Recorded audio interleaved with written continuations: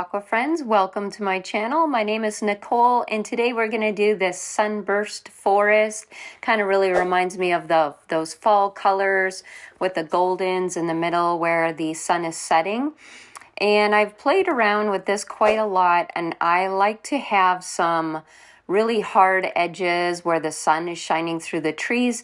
And so I'm taking a spray bottle and all I did was spritz the paper where I'm going to put all these yellow tree trunks. So notice how it's kind of bleeding into its own little crevices here and there wherever the water is. That is something that I really like the effect because I do have those hard edges of having the paper white behind these bright yellow trees. And I'm just making some meandering lines for branches and the tree trunks. And as my tree trunks go farther away from that golden light, I will change the colors up. But right now I am using Iso Yellow Deep, or Aussie Yellow Gold is another one that I use in my palette.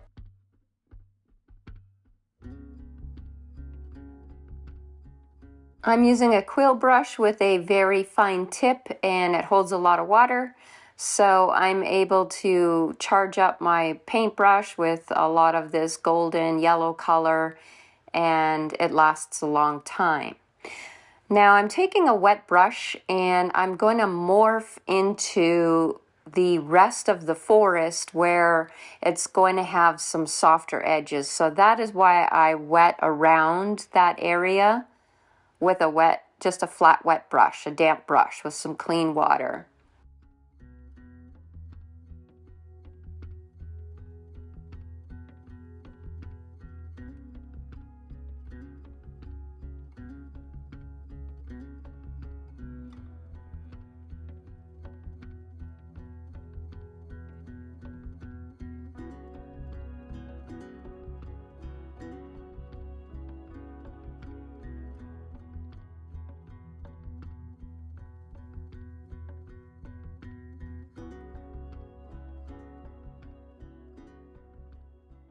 So I'm mixing the yellow with some browns that I have in my palette. I have burnt sienna and burnt umber. I also have sepia. I'm mixing in a little bit of sap green with my browns to introduce some of the foliage from the rest of the forest, kind of doing that transitional color. To do some forest foliage, I do love using a dagger brush. I just love how I could get some really interesting textures, and so I have switched to a dagger brush here.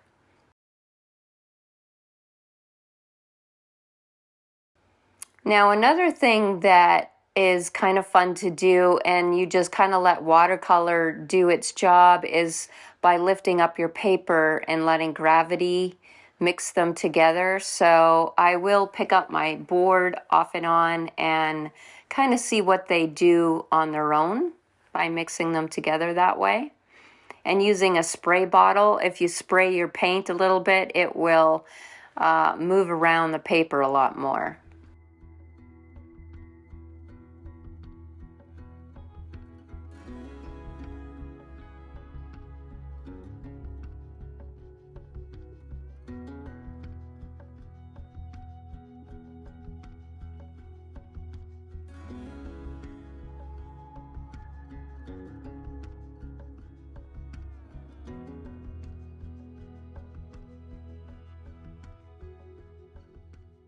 So notice I do have some soft and hard edges by using the technique of just spritzing the paper versus completely saturating it with a brush. While my board is tilted is a good time for me to drop in these colors because then they will move down the paper and kind of blend and do their own wonderful mixes that watercolor does. All on its own.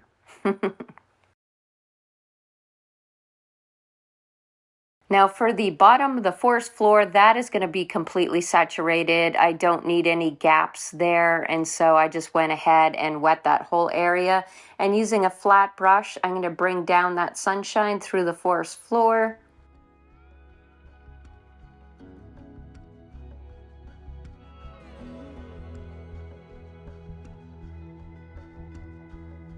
And of course, bringing in those browns with a little bit of my sap green.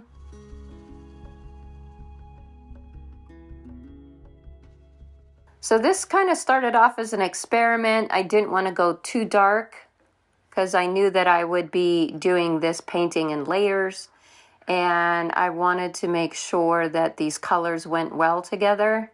So notice I'm just dabbing in these colors for some texture, and then to mix them in more with my yellow, I could use a big fluffy brush. So after letting that whole thing dry, I did want it to be a lot more vibrant, especially where the sun is shining through the trees. So I'm going to be big and bold in this second layer, and I'm not going to be a chicken, and I'm just going for it. I'm showing up and I'm doing it.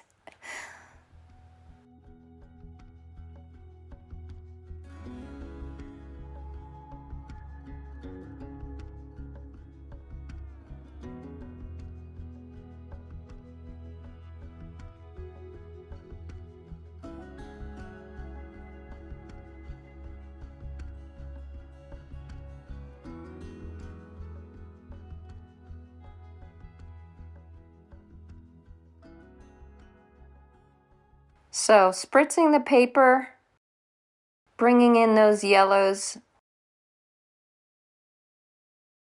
and just really getting more saturation of color in here.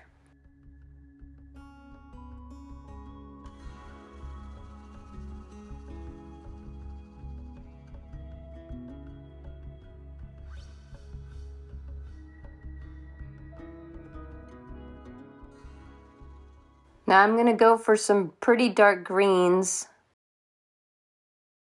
along the edges, almost like having a silhouette effect. My sap green I love to mix with sepia so that I get a very desaturated green, but it's nice and dark.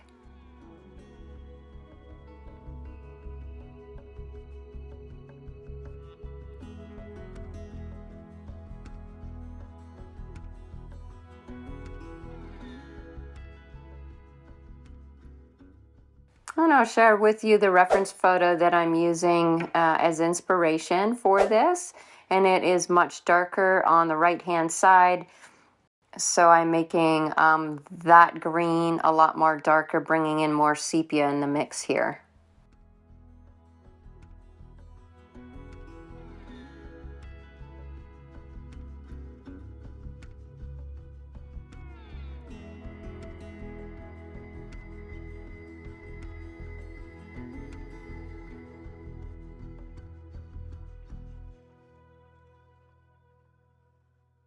Doing some ground cover, getting in that darker color. The foreground has to be darker. We definitely need some contrast. We have the good contrast between the yellows and the greens, but we need that value contrast.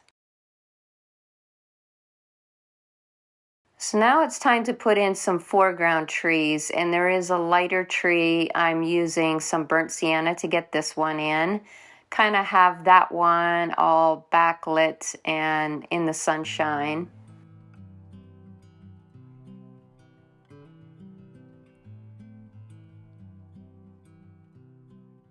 With a script liner brush, I am pulling out some branches.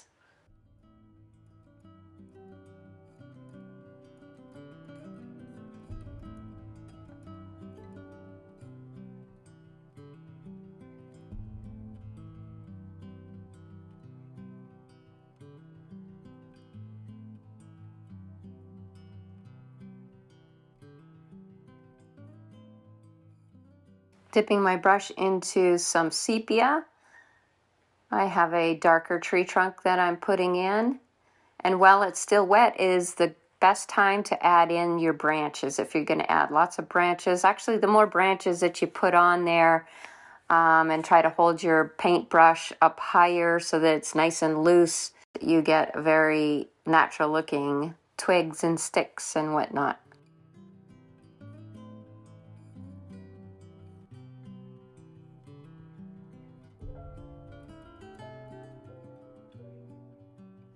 Now the darkest tree trunk on the left-hand side, I am going to wet that area first so that I could get a nice blended effect.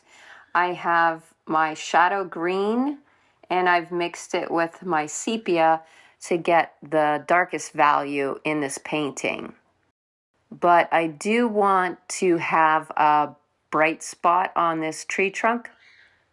So notice I didn't paint it all in. I'm going to add in that beautiful iso yellow deep for some sunshine on that tree trunk. And it turned out really pretty.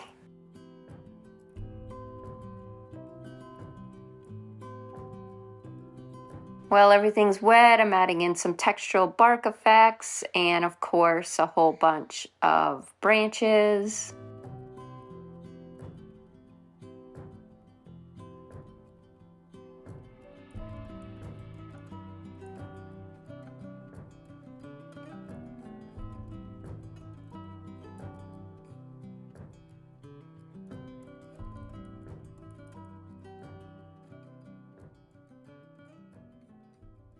Now my foreground is pretty dry, so I have this brush that the bristles are all messed up, and I did that by adding a little dab of glue down in the very end of the brush and flattened it out so that the bristles kind of went all crazy, as you can see.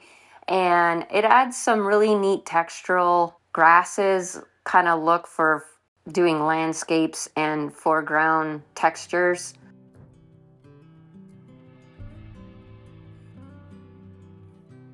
Now, just to add a little bit of watercolor charm, I have mixed in some cadmium yellow on a brush just to sprinkle some water drops on there, and they're making some really neat textures as well.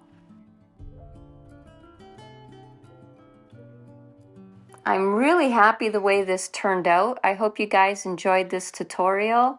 Take off your tape. You guys just created a masterpiece. Congratulations. Thanks for watching. I'll see you guys next time.